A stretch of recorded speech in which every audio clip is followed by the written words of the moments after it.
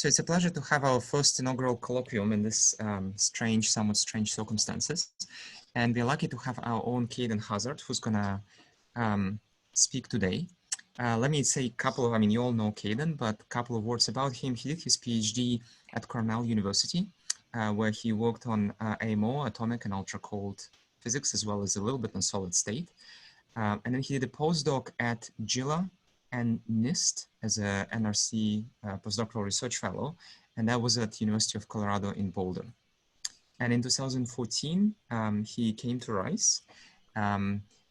Apart from winning several important grants like NSF Career Award, Kaden is also a very vibrant teacher and has been on a run-up list on several university-wide teaching awards.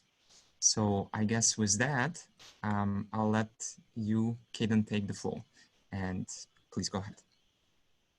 Great. So thanks, Andre. It's good to be here in my house, but to see all of you, a lot of you who I haven't seen in a while. So thanks for coming today. And I'm going to try and tell you a little bit about my research, and there's no way that I'm going to be able to really cover all of my research, but I'm going to try and give you a flavor for some things that we've been doing recently. And so really the key questions for this talk that I think are very deep and we make some pretty serious impact on in this question are: how cold can it get, which is always a question we're asking ourselves with ultra cold matter, and how fast can it move, right? So how fast can things in nature actually move around? And I think that these are almost self-motivating at the deep level, although they're very broad questions. If we think about the laws of thermodynamics, really they tell us that you can't reach out absolute zero, right? But you can try to refine the laws of thermodynamics, make them more quantitative, and try to ask how close to absolute zero can you get? And of course you can get as close as you want if you have infinite resources, but given some time constraints or something like this, how cold can you get? So I think that's a very interesting question, one which we're going to address in a very practical way today. And then a second question is, how fast can things move? Of course, we know this is fundamental to relativity and many other ideas, but so we know nothing can go faster than the speed of light, but are there other speed limits in nature? And if so, what are those useful for? So since I have this opportunity to show up and wear my nicest pair of pajama pants, I will tell you about the two questions here and how we address them in my field of ultra cold matter. So to kind of set the broad picture, I want to just talk about why we're studying quantum systems. The main reason I look at ultra cold matter is because it's a very nice type of quantum system, as you'll see. And I think there are a couple reasons. One is that there's a lot of important cases of quantum matter. There are a lot of fundamental mysteries to it, things we just don't understand very well, and totally new behaviors. So for example, there are new phases of matter that we don't know how to describe. And there are new non-equilibrium phenomena that we don't know how to describe. And I'm not going to try and give any sort of introduction or overview of these things. You'll hear about these in other colloquium, and they come up all the time. There are new topological phases or spin liquids, or these things we call quantum scars. There are pre-thermalized states. In nuclear physics, there are these quark-gluon plasmas, and these are all examples of quantum matter that behave in very strange and often poorly understood ways. And so we really want to come up with new ways to experimentally probe this matter and to study it at the theoretical level. Unfortunately, or maybe fortunately, it gives me a job. This is fairly difficult to understand. This matter, in many cases, is almost impossible to understand. So there is a fundamental difficulty in quantum mechanics that the effort to describe the system, when you try to do it, say, on a computer, in general, it actually grows exponentially with the size of your system. So for anything but the very smallest systems, you just can't solve the dynamics or the equilibrium state exactly. So to put a point on this, the number of spins that you can simulate on a computer, I'm using spins here, so just a two-level system, and I let them interact, it's not many. So if you have 10 spins, you have to account for 1,000 states, right? So you can have up, up, up, up, up, up, up, or you could have up, up, up, up, up, up, down, or you could have all the combinations, right? So there are 2 to the 10 states. And that gives us roughly 1,000 possible states you could be in, or superpositions of them that's sort of conceivable to simulate on a computer. But if the number of spins is larger, like 100, you see that you just have an enormous number of possible states that can be in superposition. And so you can't just put, even for 100 spins, you can't put that on a computer and understand that. But 100 spins is a speck of dust, right? That's just some infinitesimal little chunk of matter. And so if you want to understand materials in the world around you, you have to understand a lot more than 100 spins. And usually you have to understand objects that are much more complicated than just a spin 1/2. Okay. So we have this problem, and because it's physics department, I'm not going to belabor this, but I think we can all believe that quantum interacting matter is important, and it's hard to solve this quantum interacting matter. Moreover, if we could solve these problems, if we could find these new phases of matter, or we find these new types of non-equilibrium dynamics, it's very plausible that this will be good for something, right? Other than just keeping us entertained. We have a sort of paradigms in physics that let us talk about what materials are possible, what responses are possible. And these describe lots and lots of materials. They describe ferromagnets, and they describe solids and liquids, but they don't describe other materials. And we don't really have a complete classification or a complete knowledge of the behavior of quantum materials. So each time you find a new material or some non-equilibrium state or something, you actually open up sort of a new set of properties that would be forbidden by the old paradigms. And so if you keep coming up with materials that can have new properties, surely one of them is going to end up being good for something. And honestly, that's the sort of approach I take as a basic researcher. In some cases, we actually know they would be good for something. For example, if you had a room temperature superconductor, you could go levitate your train. Or if you had what are called certain topological materials, you could build a quantum computer, right? So we do know examples, but I think the most exciting things are probably things that we haven't even conceived of yet. Okay, so this is the motivation for why quantum is important, but I also want to motivate you for why this is specifically important in AMO physics, or ultra cold matter, specifically why that's a good place to look at quantum matter. And I had mentioned, I'm not sure everyone was here when I mentioned this, if you have questions, please just speak up if you can, or if you're muted, just raise your hand, and I want to address things as we go. So don't save up the questions to the end, as is sometimes possible in a colloquium. I'll make sure that things stay on track and we get through what we need to get through. Okay. So why to do this in AMO? So let me give you a sort of historical perspective on AMO. And this may be a little bit of Whig history, but I think that it's got the essence of the issue. So if you look at AMO physics for, let's say, 1800 to 1990, so I'll call that ancient history, although many of us were active in this time. But in these years, the focus was really on individual atoms. So you would have something like a hydrogen atom, or maybe something more complex like a gold atom, and you would try to spectroscopically measure it. And there were wonderful successes with this, right? We owe, in no small part, we owe quantum mechanics to our discovery and understanding of those atomic spectra. And later, especially as people kind of discovered lasers, the lasers could be used to get these spectra with ever improving accuracy. But when you can measure something better, it means you can control it better, typically. So measurement and control are kind of like flip sides of the same coin. So when you can observe something, you can figure out how to change that something and feedback and figure all this stuff out. So actually, as we learned how to measure these spectra in the 1960s, 1970s, 1980s, the experiments became able to put atoms in superpositions of different states. They could put them in very high quality superpositions of electronic states or nuclear spin states or other states.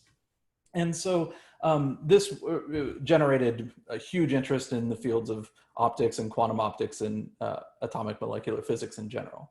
And the control eventually got very complicated. These sort of control sequences you'll see if you read certain niches of literature is that there's some set of pulses you apply as a function of time with this laser, then this microwave, and you can make very complicated quantum superpositions of many levels in this fashion. And this is now used very standardly in doing things like MRIs, the way that somebody will image your brain, the oxygen distribution in your body, or whatever they measure in an MRI. It's done by pulse sequences of measurement like this. So this measurement and control of internal states is something that was really developed in what I'm calling the early years of AMO. And then I would say in the 1990s, the control shifted or upgraded. You could still control these internal states, but it also became possible to control the motional states of the atoms. So not only could you control whether it was in the ground electronic state or the excited state, but you could control how it was moving around in space. And in particular, the way that this was done is that you could cool the atoms down. So you would cool the atoms towards the motional ground states. So maybe you have a bunch of atoms, they're floating around, and you find a way to trap them. That's a simple type of motional control. You can find them to some region. And then you use some combination of lasers, magnetic fields, these radio frequency pulses that will slow the atoms down and make them colder and colder. And so in the 1990s, this was used to achieve Bose-Einstein condensation, a never before seen state of matter. And I think we have a chat. Let me see if I can pull it up. Maybe I can't. Will someone read the chat to me? For some reason, I can't click on it with my mouse. Yes, there's nothing in the chat other than what I've just sent. Oh, okay. People should Okay. So it's don't flashing. worry about this. Gotcha. Okay, sorry about that. Cool. Okay, so achieved this new state of matter, the Bose-Einstein condensate, which had been sought for a long time. So this got a Nobel Prize for the three people who found this in 1995, Wolfgang Ketterle, Carl Wyman, and Eric Cornell. And actually at exactly the same time, in between these three, Randy Hewlett here at Rice discovered BEC in the first attractive Bose gases in lithium, I hope. Anyways, so this BEC really became our first way of controlling the motional state of these atoms, or one of the first ways of controlling the motional state of atoms in an extremely precise manner. And not too long after, a few years later, people cooled not bosonic atoms, but they cooled fermionic atoms, because every atom has lots of isotopes. Some are fermions, some are bosons. You have a lot of flexibility in what you pick, and you can control these fermions. And if you cool fermions down to the very low temperatures, bosons like to bunch up. They're very gregarious things. They can overlap, but fermions have poly-exclusion. And so they don't overlap. They form a different state of matter, a degenerate Fermi gas. And this degenerate Fermi gas, then there were many, many experiments on this. And to this day, there are very many experiments exploring BECs and degenerate Fermi gases, especially when you turn on very strong interactions. And the key thing, so we have states of matter like this in real materials. There are, every metal, if you look at your watch or something, is practically a degenerate Fermi gas. So why go to all the effort to create it here? And the real reason is to leverage all of this control that we have. Once you slow things down to the temperatures that people are working at here, which is like 100 nanokelvin maybe, then the atoms are moving very slowly.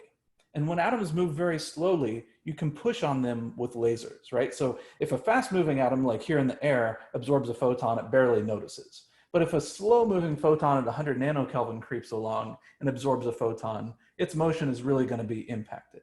And so this lets you push around these and control these atomic motions. And because of that control, that's why we want to do the experiments here.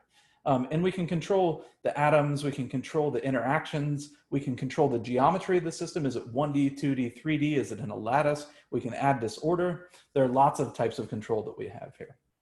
So that's essentially the next generation of control. And to this day, people refine this control to be better and better. So just one example of this is, now my mouse isn't working, there we go. One example of this is what people are now exploring called quantum gas microscopes. So there are now maybe half a dozen groups in the world that have these things, and they let you take a two-dimensional system, you put it in a periodic potential, so it makes here it's a square lattice, and they have a way of imaging these atoms that you take a snapshot of the wave function, and you can see where every single atom sits, on which lattice site does every atom sit. And so at the top, this is what comes out of the camera. And at the bottom, you can reconstruct on which lattice site every single one of those atoms sits. So if you're a condensed matter person, this might seem a little bit familiar. You might think this is like an STM. But in fact, this is actually even more so than an STM, it's giving you much, much more information. And the reason is that an STM scans and gives you the average density at each point in space. But this is giving you something stronger. This is a snapshot of the quantum wave function, many-body wave function. And so you can read not only the average by taking lots of shots and then averaging, but you can read correlations. And you can read 2-body and 3-body correlations. You can ask how many circular strings of connected atoms are formed in this. You can ask all kinds of questions that would never be possible with a more conventional measurement. And people are now getting to the stage where you can make not just simple periodic patterns like this, but you can draw patterns in 3D like an Eiffel Tower. And so you can put atoms in this Eiffel Tower arrangement and study their interactions on this. So that is sort of the state of the art where people are getting to with control of the motion. And these are certainly not the only types of control that are going on. These are just examples of things that you can do that I think are very vivid and have nice pictures that we can all appreciate. Okay. So, so are we all looks good? You know, this is the standard talking to a Zoom screen. You still have an audience, and just nobody's raised their hand yet, but yes, everybody, if you'd like to ask a question, Kaden invited question during the talk, just raise your hand. All right, so Ray Hajimoto asking, I'm a little confused about what is meant by capturing the wave functions. Could you please clarify? Yeah, good. So this is a very good question. So let's start by thinking that we just have one particle, right? And I have one particle and I maybe have 2 lattice sites that I can sit in.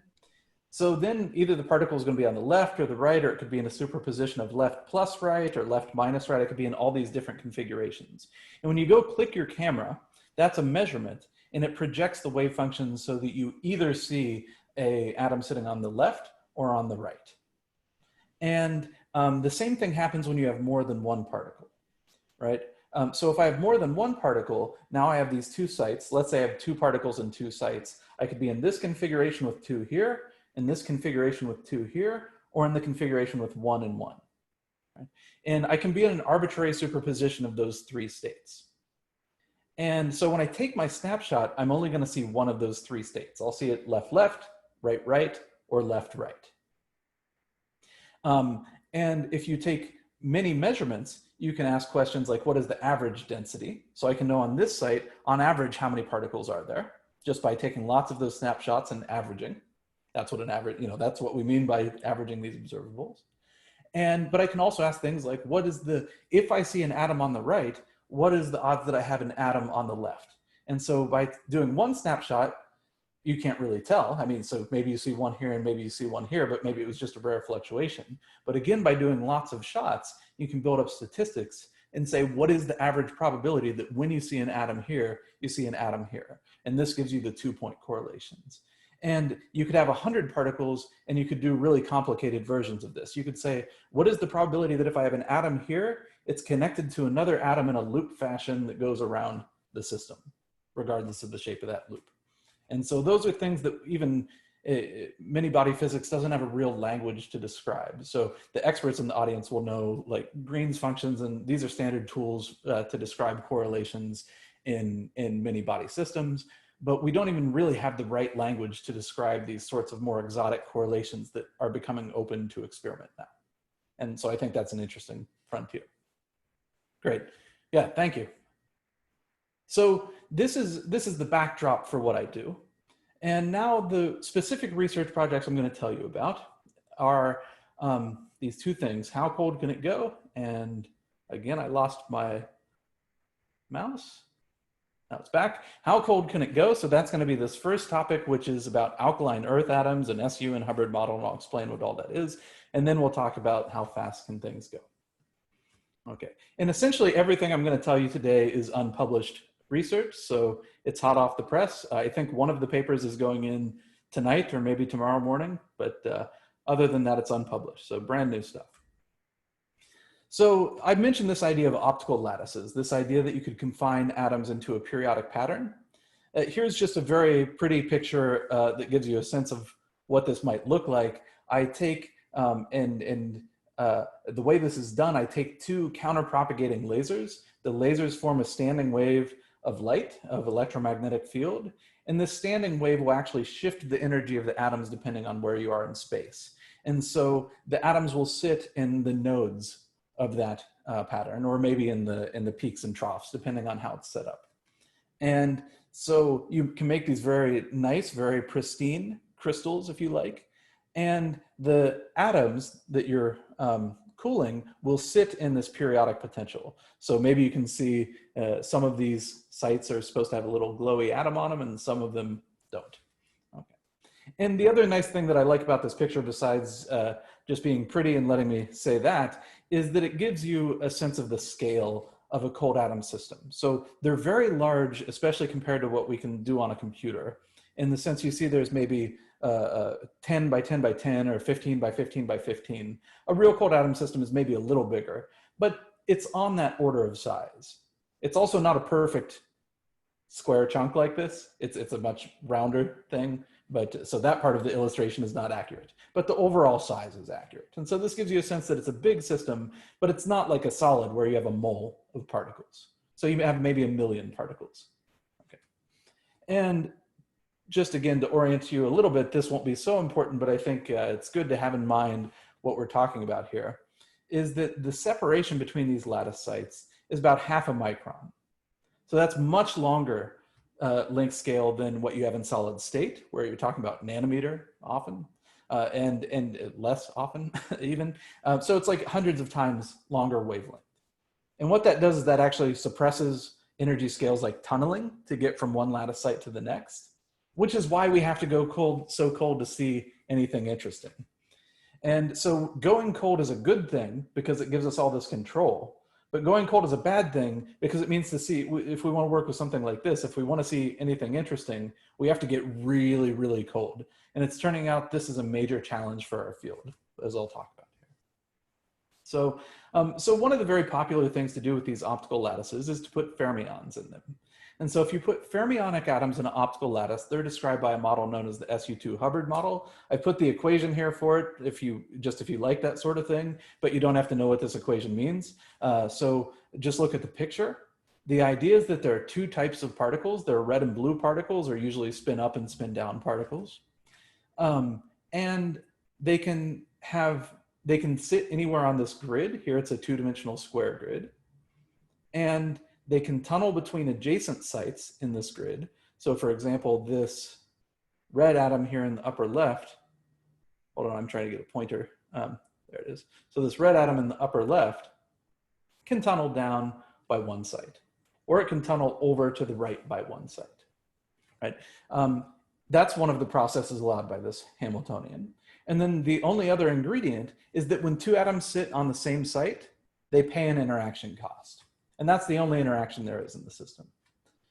And so despite its simplicity, this is a very, very rich model that is one of the standard models of condensed matter physics and makes appearances elsewhere in physics as well.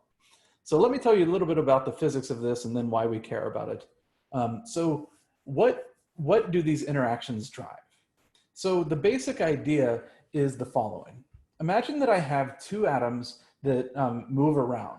Right? So I have two atoms in my system and they can move around. There are two possibilities. Either those atoms are in the same spin state or they're in different spin states. And if they're in different spin states, they can more or less move around freely. The interactions will interrupt that, but they can move around somewhat, at least. And in contrast, if they're in the same spin state, Pauli exclusion prevents them from going through each other, right? It's like they get localized a little bit. And so in general, when spins are in different states, they're more delocalized. In quantum mechanics, more delocalized means you're lower in energy. And so for that reason, the physics of this model is to always want spins to be anti-aligned. That state is lower in energy than if they are aligned, okay? And you can do calculations of how big that effect is in certain limits, and this usually goes under the name of super exchange, but the idea is much broader. The idea is just that when things are anti-aligned, you can delocalize and lower your energy. And it works the same for these SUN systems, which I'll tell you about momentarily. So in this sort of, I'll call it conventional SU2 case, this is the case I just showed you. You have these two flavors of atoms that can move around and interact. This case has been thoroughly studied in cold atoms. I'm showing actually some of the motivation for this in the upper right corner. So there's this, this phase diagram. This is a cartoon schematic phase diagram of high temperature superconductors, and among other materials, but most famously the high temperature superconductors. And there are two very famous phases of matter. There's this antiferromagnetic phase, and what that means is that you have spins that alternate up, down, up, down, up, down, up, down in your lattice. And maybe that makes sense from the physics I just told you, that spins want to anti-align because that lets them delocalize. And now when and this phase occurs when on average you have one particle per site. Okay. And now when I introduce some difference from that, so I add more particles or I reduce the number of particles, I get new phases of matter. And in particular, if I add, I don't know, 5 or 10%, something like that, extra particles or less particles, that's when you see in the cuprates this high temperature superconductor. And a lot of people believe that the Hubbard model I just showed you has the key ingredients to describe this. But remember I told you quantum mechanics is hard. You all know quantum mechanics is hard. And so we don't know for sure. Even though the Hubbard model is in many ways the simplest model we can write down of interacting lattice particles, we can't solve it and we can't tell you if that's the phase diagram. So there's been a huge impetus in ultra-cold matter to actually build experiments to mimic the Fermi-Hubbard model, mimic it with extremely high accuracy, and explore this phase diagram and other behavior to hopefully unlock whether that model does have this sort of behavior in it. And so I'm showing many pictures here. Several groups have investigated this. I just want to highlight one since we have a big Rice connection here. This experiment I'm showing in the upper right was actually the first observation of antiferromagnetic correlations in a uniform Fermi-Hubbard model. So without doing tricks where you just turn it into decoupled two sites or something like that, decoupled pairs of sites. So that was done by Randy Hewlett's group in 2015. They used a technique called Bragg scattering, a very powerful technique for detecting correlations. And this kicked off many other experiments that have now seen this in 2-dimension and 1-dimension using these quantum gas microscopes that I mentioned. And so there's fantastic research going on in SU2 physics in this sort of Hubbard model that I've described to you, but we're still not into any of the interesting phases of matter. We're still in this high temperature, quote, high temperature regime, in that we have not actually reached the antiferromagnetic phase. So the experiments have measured antiferromagnetic correlations, but they're not long ranged. You don't reach the new state of matter. They may extend to 2, 3, 4, 5 sites, but not cold enough to actually get you through the phase transition. So for now 5 or more years, it's felt like we're just on the cusp of that antiferromagnetic phase, but we haven't managed to get there. So the story I want to tell you is, how do we get new physics, and how can we maybe overcome some of these challenges using different types of atoms and looking at what I've alluded to as this SUN Hubbard model. Okay, before I go there, are there any questions about what's been done here or anything? I'll just pause for a second, drink some coffee.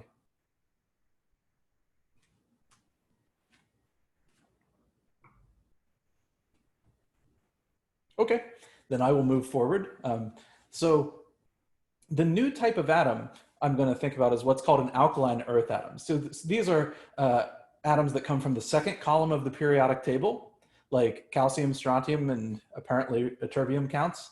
And we'll see what the key property is here. And once again, there's a really strong Rice connection. The very first degenerate gases of bosonic and fermionic strontium were made here at Rice by Tom Killian's group in 2009 and 2010, contemporaneously with a group in Innsbruck. And so Rice is a really nice place to study these kinds of things.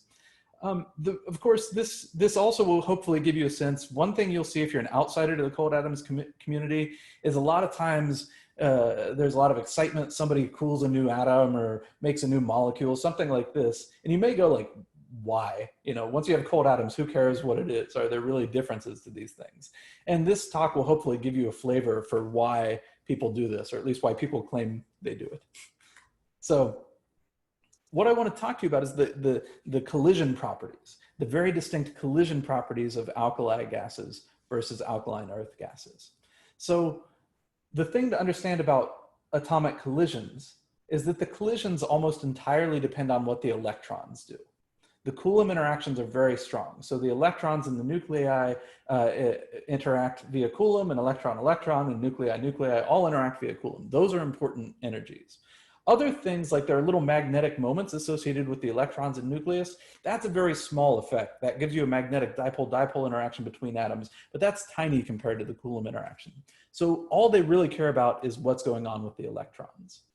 And so if you have an alkali atom, not the alkaline earth, but alkali, which is the first column of the periodic table, you essentially have this valence shell that has one unpaired electron.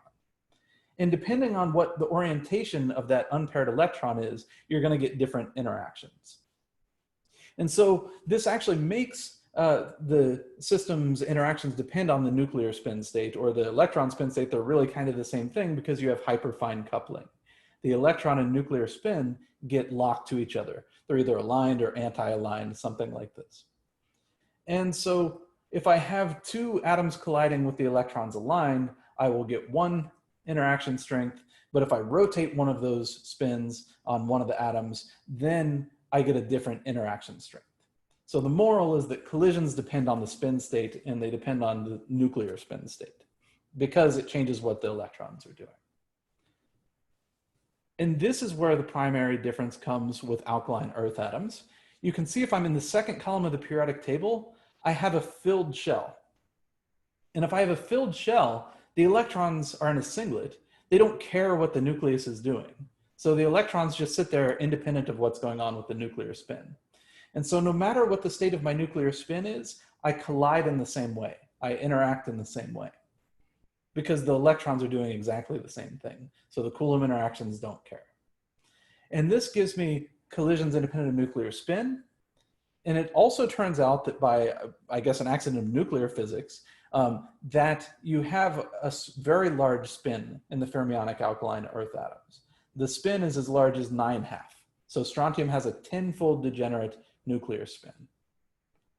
And so now you have a very large spin, and you have collisions that are independent of this spin. And this ends up giving you totally remarkable properties. So if we go back to our Hubbard model, we do the same thing. We put these atoms in lattices. It looks exactly the same as the SU2 Hubbard model, as the sort of conventional Hubbard model that I described, except there are more colors. So I can, instead of just having red and blue, I have red, blue, yellow, green. I have these 10 different components. And each of these components can tunnel with the same tunneling rate to nearest neighbors. And there's an interaction when two get on a site, but that interaction is independent of which pair of colors are on that site. Okay, so it's just U for every pair on the site. And this model turns out to have even richer physics. But wait, so you might object, you have very large N. Shouldn't this object be classical? When I make big objects, they're supposed to become classical. And it turns out that this very special property, that the interaction is independent of which spin state you're in, actually preserves the quantumness of these systems even when N gets large. And so I'm happy to explain why if somebody wants to talk about this, but let me just say that there are very good reasons this does not become classical as N gets large. And in fact, there have been a lot of studies on certain limits of what the phase diagram of this system is. And for SU2, we have this state that I mentioned people have been seeking for a long time, this antiferromagnet, where you get a checkerboard of one spin type, another spin type, one spin type, another spin type. But things get much richer. For SU3, you get some, it's predicted to get some weird stripes in a special limit. So a stripe of blue, stripe of yellow, stripe of red. SU4 gets even weirder, and I'm not going to go into depth of what's going on here, but basically you're getting spin singlets of two colors. So two color singlets like blue, yellow, and red, green, and then you tile the plane with these different types of states. The quantum way to, so Mustafa had a question here. So what's the quantitative way to decide in this context whether a system is classical or not? So it's an excellent question. And of course, what you count as quantum and what's classical sort of depends on what questions you ask. But what I mean about this here is basically, it means a couple things. So one, I mean that mean field theory does not work to describe these systems, at least any conventional mean field theory. So that's kind of a technical answer. Another way of thinking about it is you can ask if you have a large spin, and I just can think, one way to think about what's going on quantum mechanically is that spin has an uncertainty relationship that's intrinsic to quantum mechanics. It's not just thermal or something, but there's some intrinsic uncertainty to the direction that spin points. And in general systems, when you make them big, they acquire a well-defined expectation value. So you have some expectation value and the fluctuations around it are small. But in these SUN systems, that doesn't happen. The fluctuations stay large. So that's really, I think, the physical answer to your question. Does that make sense, Mustafa? Okay, you're muted, but I'm seeing head nods, so I'm gonna keep going. Good, thumbs up. And Doug is asking if the SU4 is a kind of valence bond solid. That's an excellent question. Again, so valence bond solid means you're forming valence bonds, which is, in this case, it's sort of slogan for a singlet, or for up down minus down up, or red blue minus blue red. And the answer is yes. This is a type of valence bond solid, but the interesting thing here is not only is it a valence bond solid, it's a valence bond solid where the colors of each of the valence bonds is also breaking a symmetry. So you're simultaneously breaking the spin rotation symmetry and the translation symmetry in this kind of weird way. And there's this interplay of these two things. So again, I'm happy to discuss that in more detail, but I'm just trying to give you a sense that there's a lot of complicated stuff going on here. Very rich is the euphemism I think we're supposed to use. So Kaden, there are two other questions. Matt, yep. Foster, would you like to ask your question? Sure. I think maybe you answered it actually in your reply to the previous, but in the SU4 case, I mean, naively, I would think I need 4 spins to make a singlet, but I think you're saying rotational invariance is broken. So the SU4 symmetry is not broken by the Hamiltonian, but you're right. So an SU4 singlet requires 4 sites. When I say it's a singlet, it's not an SU4 singlet. When I draw that little red-blue dash thing, is it's an SU2 singlet of the red and green. Okay, sure. So just a shorthand for red. So it spontaneously breaks rotational invariance in SU4 as well. Yeah, exactly. Great, thank you. And so there are predicted perhaps to be valence bond solids where you tile with singlets, and our experimental collaborators have actually just made plaquette lattices where you make a SU4 singlet on every sort of 4-site square. So there's a lot of rich physics around that, but yeah. And one more question from Xinkai Zhang. The question is, how distinguish an experiment whether you have an SUN with some value of n versus a higher order representations of SU2? Yeah, so this comes down to the Hamiltonian. What are the symmetries of your Hamiltonian, right? And so the Hilbert space of higher representations of SU2, say a spin 1, is identical to the Hilbert space of SU3 gas, right? So both have 3 states per site.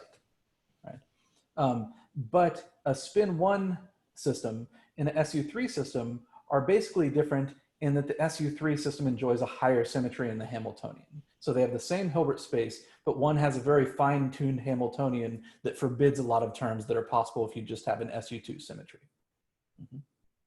Sound good? Okay. Great.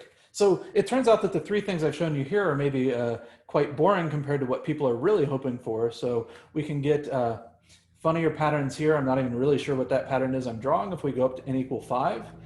But the real thing that has excited a lot of people is the idea that if you make n large enough, you will actually get what's called a spin liquid, which is an exotic state of matter that we honestly, I'm just going to say we don't understand it very well. We don't have a systematic way of understanding these that we really trust in the same way that we do more conventional symmetry breaking phases. And this is an example of a type of matter, a fractionalized or topological state of matter, that if you could make them, might be foundations for quantum computer, topological quantum computers. Or they're really, you know, they're very similar to quantum Hall effect in the sense that their excitations don't look anything like the underlying constituents. So you have a system that's completely spin-like. There are no fermions. Spins are basically just bosons when they're localized. They can flip around. But when you look at the excitation spectrum, all of a sudden it just acts as if you had fermions, which is very bizarre. Okay, so of course, you'll notice as you go to larger N, things get more exotic. It's probably not a coincidence that as you go to larger N, things get a lot harder to predict. And so theorists have a lot more leeway to make their predictions to see what they want to see here. But anyways, I think it's a fascinating question of what actually happens at large N, and also what happens when you dope. So everything I've shown you here is when you have on average 1 particle per site. But remember, the most interesting thing for SU2 was when you dope it, when you move away from this average filling of 1 particle per site, where you get the superconductivity. And there has not been a single research paper on what happens with higher N, because the already without doping, it's such a hard problem. That's my guess for why people haven't studied it, even though there's been all this activity in SUN systems. So here's what I want to show you. So these are some measurements by our collaborators, Yoshiro Takahashi in Kyoto. And they've measured a measure of the spin correlations on nearest neighbor sites. So if you look at adjacent sites, you ask, here's one spin that's red. What is the odds that the next spin adjacent to it is going to be not red? Okay, and it's defined in a way it tracks things off so that if you just had an uncorrelated system, each site was independent, it would go to 0. So you're only seeing the effects of interactions correlating these two things. So they've measured this, and they do it via a technique I can explain called singlet triplet imbalance, which is an experimental feat in its own right, but it's related to this correlation function that if you're interested, I've written here. But it's just this measure of how aligned or anti-aligned things are. And so what you see is that when you do this with an SU2 gas, you can measure this correlation as a function of the entropy of the gas. It's kind of a proxy for the temperature. They can't actually measure the temperature, but they can measure the entropy. And what you see is you cool the system, as you lower the entropy, the correlations grow, you get bigger correlations. But for SU2, in the regimes they can reach, it never actually gets all that big. It gets up to about 0.2. And in contrast, when they do the experiments for n equals 6, they get much larger correlations, and the correlations turn on at much higher temperatures. And so this is exciting for a couple reasons. One, there's all this exotic physics where we knew if we could see spin correlations, maybe we'll have access to in these experiments. And so this is the first observation of spin correlations in these systems. We're starting to open up those sorts of exotic phases maybe. But the other thing, remember I told you what a challenge it was for experiments for SU2 to get cold enough. Here it seems like you don't have to get as cold, or maybe it's getting colder for you, right? Somehow it's looking much closer to the ground state, much closer, much bigger correlations in this regime. So we'll come back to that. Our goal, of course, as theorists was to understand this, right? And at a very cartoon level, you can understand this extremely easily. In fact, this is something we had predicted some time ago before the experiments were done. And here's the cartoon to have in mind. If you have a Mott insulator, so that's just this, I've been talking about this state when you have 1 particle per site on average. And we're going to think about the regime where interactions are very strong. So when the interactions are very strong, the atoms can't sit on the same site. There's an energy penalty for doing that. So you just want to have 1 atom on every site. And so really the only thing going on is those atoms are picking which color they're going to be. Do they all want to be the same color? Or do they want to alternate? What's going to happen? And in this case, if I don't have any correlations between the spins, between the, the flavors, if you want, then I have at least log n entropy, where n is the SUN per site, right? So if I have SU2, I have 2 spin states, so my entropy is log 2 on each site, unless I correlate things between sites. And if I have SU6, then I have 6 possible spin states, red, green, blue, yellow, fuchsia, whatever. Okay, so I have my 6 spin states, and I have log 6 is the minimum entropy I can have on that site.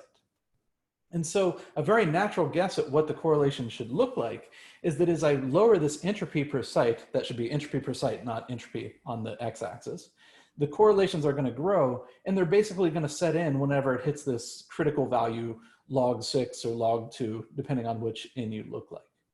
And so that qualitatively looks very much like what the experiments see. Okay, so Of course, we wanted to do better than this hand-wavy picture, and so we did some calculations. I won't go through the details of what we did. We used an exact diagonalization approach for, I'm showing you 1D results at the moment. And we just had to do a lot of optimizations as well as things that really harness what's going on in the physics. You have to truncate the Hilbert space in smart ways, which we thought a lot about and ended up working very well. So they had previous collaborators that gave up on this problem because it was just far too hard. And so we were very pleased that we were able to push through and really get excellent results with this. So here's the theory. This is theory with absolutely zero fitting parameters.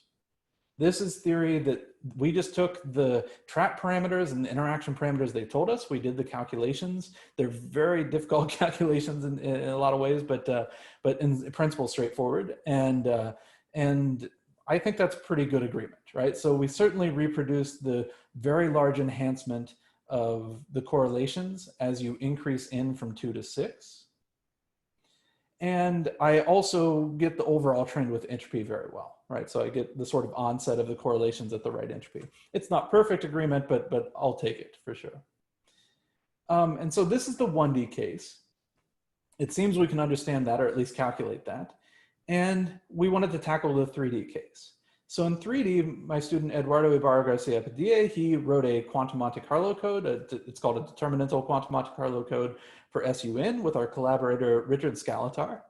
And so they did the measurements here in the red points, and we did the calculations. And so the red points are the experimental data, and this dashed red line is the calculation. And I would say the main thing to take away here is that we can't push the calculation very cold. Our calculation really hits an obstacle below an entropy per particle of about 2.2 to 2.5, and you can't trust the results anymore.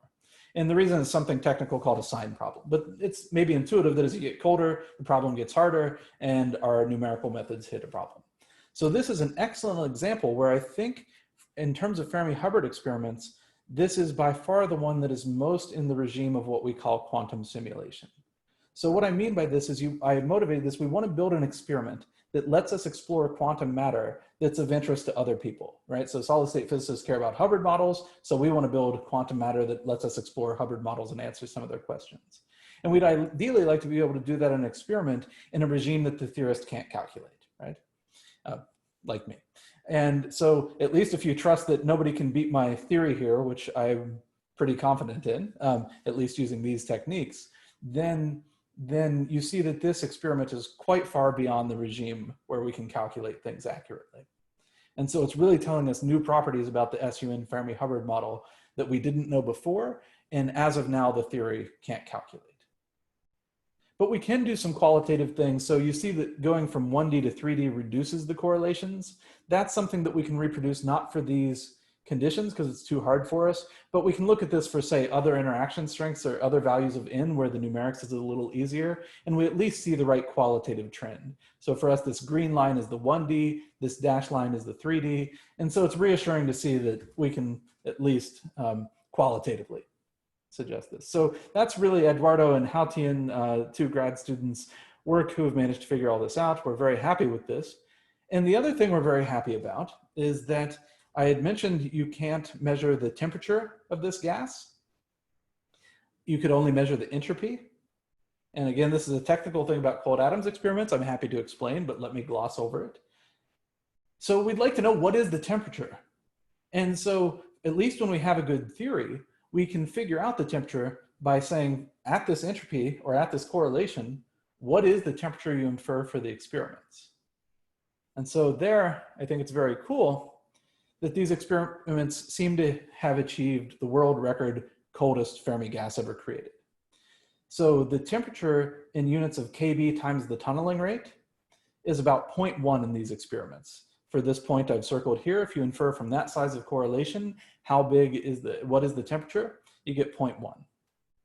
And the previous world record was 0.25. So we're beating it by more than a factor of 2. And it's all because of this SUN physics. This SUN physics is just letting you access colder systems. So it's got this richer world of all these different phases, and it's also got the much colder temperatures intrinsically from how this works. Okay, So this opens up a whole world to us, right? So when I showed you that original phase diagram, I had showed you not just the antiferromagnet, but the superconductor, strange metal, whatever these phases mean. There was a bunch of stuff going on there. And so now basically we're doing a lot of work to explore that. And there's a lot of experimental data coming in from our collaborators now. I've just shown you the first unpublished results, but they probably have 3 or 4 times many as results on other configurations, other sorts of observables, and we're trying to understand this now. And for me, one of the most interesting things to explore is what is the dynamics or transport in these systems? Can we really shed light on strange metals and pseudo gaps and how SUN is going to affect these things? Okay, and so let me just wrap up. So this is the summary of the SUN stuff. Oops. And so just what I said here, the experiments have observed quantum magnetism, or at least short-range quantum magnetism in these systems. We were able to do theory that reproduces it in 1D, and we were able to do state-of-the-art theory in 3D, although the experiments can still beat us. We're trying to catch up, and we've got now a whole really fascinating set of things we're going to try to do. We also are able to, using the thermometry provided by the theory, show that they have achieved the coldest ultra-cold fermions in nature. Okay, and so there was a second part to my talk, which I knew I wasn't going to get to, but I want to show you one slide from this. Oops. I don't exactly know what happened here, but you can't see my screen, right? Yes, I think somehow your sharing has stopped. Do you want to try? I'll reshare. I just hit a wrong button, I think.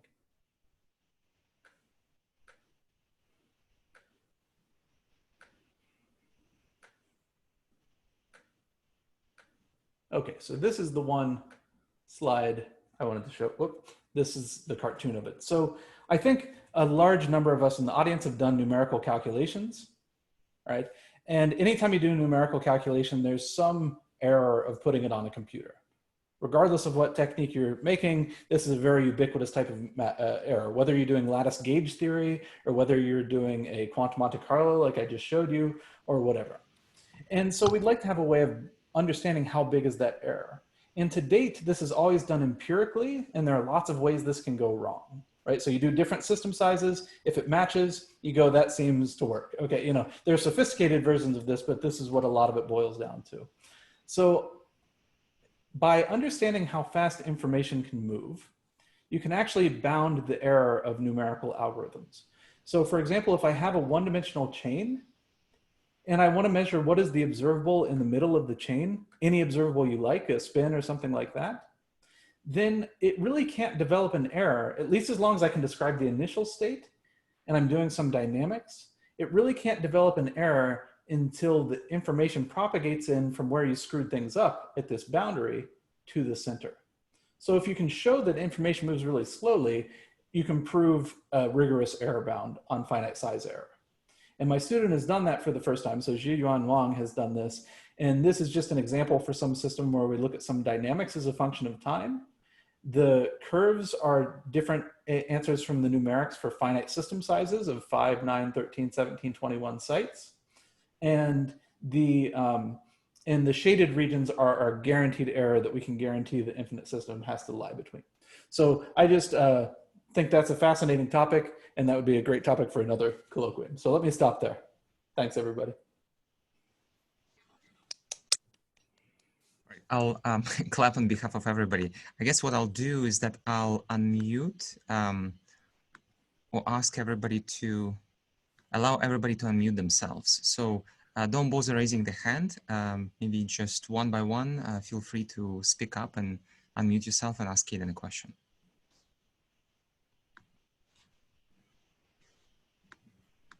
Hey, Kaden? Yeah. Andrew, I just, on this top plot, do you have a sense of the theory uncertainties on these curves?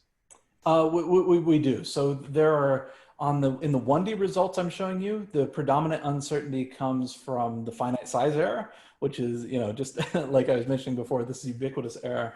I think that it's about on the order of a couple percent here. So it's pretty, sorry, it depends on S. At high temperature, it's a couple percent. At the very lowest S here of maybe 1.5, I think it's smaller than the experimental error bars, but maybe not a ton smaller. And actually, it's very difficult to estimate for this system. This comes from doing a 9-site calculation, I believe. And so what you have to do is you have to compare 5, 6, 7, 8, 9. And there is a very small difference between 5, 6, 7, 8, 9, but it's behaving in a weird way that makes me a little scared to extrapolate with the naive thing. You know, so naively you'd say 9 and 5 agree to 2%. So maybe my error is within a few percent, right?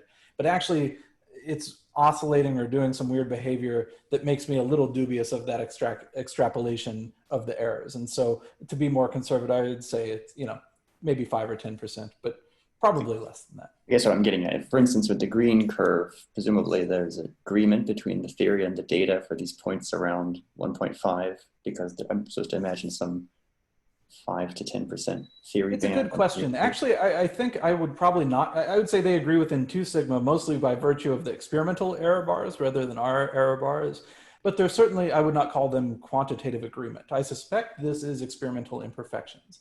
So what actually happens, let me tell you how they do this experiment. So they put the atoms in a trap with none of this lattice or anything like that. And then they slowly turn the lattice on. And the point is that they can actually measure the entropy of the initial gas because it's weakly interacting. You kind of know its properties and you can infer what the entropy is. And then you assume that if you turn the lattice on slowly enough, the whole thing's adiabatic, so the entropy doesn't change. And so that when they put an entropy on this graph, that's really the entropy they mean. It's before you do the loading. And assuming it's adiabatic, then that's your entropy. But actually what's going to happen is it takes a finite time to do this loading. There are going to be some non-adiabeticities. And so my guess, and this is just a hypothesis, is that the reason the correlations are a little bit lower is because they're actually a little bit hotter. And that goes back, sort of remember that we had this, that we gave the temperature of 0.1. That's the temperature inferred by using this value of correlation. If we asked what is the temperature you'd expect at this entropy, they're claiming it's a 1.5 entropy gas, it would actually be even colder, right? But it appears that at least from the magnitude of the correlations, that there's a bit of heating as you do that. Kaden? Mm-hmm. It's Doug. Could you say again, I think you mentioned it, and I guess I don't quite understand it. You mentioned that it's easier to measure the entropy than the temperature. Yeah. So, I mean, whenever I would teach StatMech, I would always tell people, well, you can't go to Home Depot and buy yourself the entropy meter. So, yeah. So how are they actually, I mean, I know you're a theorist, not an experimentalist, but how is one measuring entropy here? Yep, so I can answer that. So actually, one thing I do want to do just while I'm talking is let me pull up a slide with my collaborators here. So this is just a list of people that I've collaborated with on this project and other things. And I hate to give a colloquium without acknowledging all the great work that the real people have put in. So let me just let you read that while I answer Doug's question. So how do you measure entropy? Well, actually, you do it by measuring temperature. So you're right. You're right, Doug. So what you do is in the initial gas, you can measure the temperature. And because it's a weakly interacting gas, you can figure out what is the entropy from that, right? Because you measure the temperature there by the standard way that you in principle, you let the thing go and you look at the momentum distribution, and that gives you fit that to some sort of expected functional form, and that gives you the temperature. I think that's what they do. There is a possibility that they're actually measuring it in situ, where you just look at how the density drops off without releasing it. But I should actually know, but I don't. I think they're doing it by the release and fit the momentum distribution. So because I don't think their spatial resolution in that experiment is good enough to resolve the tails in real space. Thank you. And that tends to be a pretty reliable measurement at these temperatures. So they're at temperatures, I think that something like 0.2 times the Fermi energy in the initial weakly interacting gas. And so at those temperatures, this is a pretty reliable way of doing the thermometry. It's not like you're trying to fit a tiny deviation from a step function or something. Got it. Thanks. And I had a question, this is Andre. I had a question to the last part of your talk. So when you talk about the propagation of the information through the system, presumably that ought to depend on how correlated different sites are. So what exactly does the Lieb-Robinson bound tell you about how, in principle, the maximally correlated system could be such that the information propagates the fastest, or what exactly goes into that bound? Right. So what this is telling you is it is bounding that over all possible initial states, that can be written as a product state between your finite size system and the external world. It's bounding what is the maximum amount of error that you get in your numerical calculation. So that's for our result. If you go back to the original Lieb-Robinson bound, what it's literally telling you is if I perturb the system at one point, it gives you an upper bound for the correlations at a point that's far away. And it takes the form that I've written here on the board, or on the screen you can see now. It's this kind of slightly super exponentially decaying thing with L. So it's something that looks like 1 over L to the Lth power with some constants.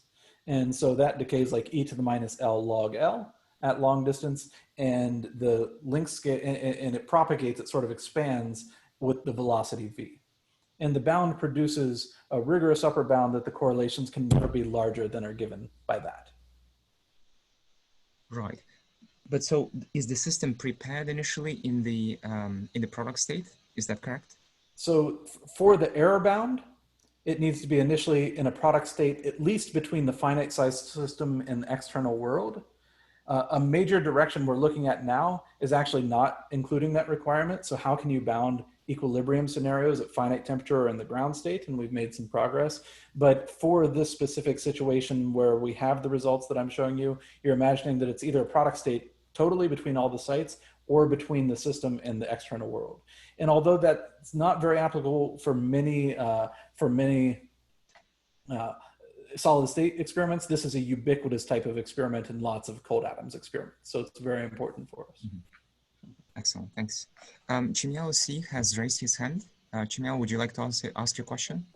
Hi, Kaden. Yeah, so I had a quick question.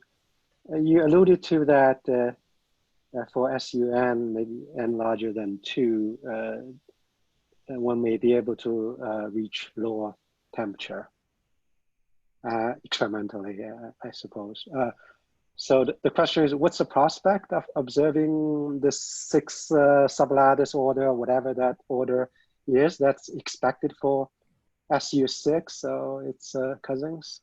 Yep, so that's a great question. So let me just say that not only do I think there may be prospects for getting low temperatures, I think we have got to lower temperatures. I think that's more or less conclusively established by our results. I don't think there's a lot of wiggle room there, so that's good. Now the question is, how close does that get us to being able to see the long range order or see some interesting phase or see any other interesting physics? And that is something which we're actively working on. So I didn't show these results, but our first step in this direction was to ask about the longer range correlations. So not just nearest neighbor, but what happens at the next nearest neighbor, next nearest neighbor. Because it could be, maybe there's something weird where with SUN, you get these huge nearest neighbor correlations and you get much colder, but it doesn't actually put you closer to the ground state. The long range correlations are just boring still. And there seems to be a little bit of truth to that picture, but I'd say it's not the whole story. And we have looked at the longer range correlations. This is just a proof that we've done this. And they actually look like, at least at the temperatures we're at, we're seeing longer range correlations than you would in the equivalent SU2 case. Okay. So, and do you think, sorry, I interrupt you. Well, so let me just finish and say, and now whether that actually gets us into a new phase of matter, it's very difficult for me to say because nobody has done finite temperature calculations, period, of this system. It's just too hard. And so we're really the first people to do any finite temperature calculations that I know of this system. But in a controlled way. Yeah. Do you think that there's a prospect of estimating the correlation length from the calculation and see how that evolves as a function of temperature and perhaps extrapolating towards a limit where the correlation length diverges? Exactly. So that's exactly what we're doing now with this QMC approach. Eduardo's working on this. And we've also developed something called a numerical linked cluster expansion. Another grad student in my group, Sohail Dasgupta, has been working on this. And we have been using these to ask exactly these kinds of questions. So what happens is you lower the temperature. And for now, we've been finishing up a little bit on the short range correlations, but we have looked at these longer range correlations here. These plots just show, 0, 0 is on-site correlation, 0, 1 is the nearest neighbor, but it goes out to 2, 2 in these plots, and we can see how they decay.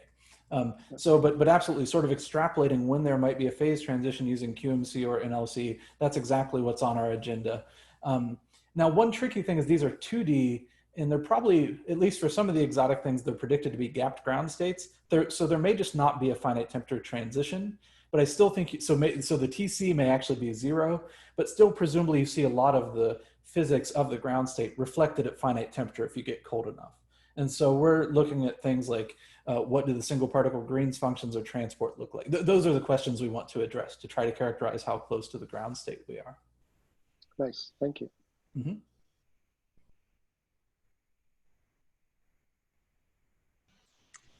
Any other questions to Kaden?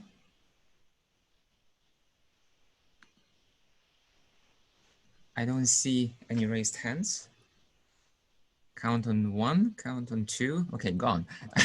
Right. Well, jokes aside, Kaden, thanks a lot for giving this wonderful talk. Now, we don't have wine and cheese, unfortunately. Can't do it in person.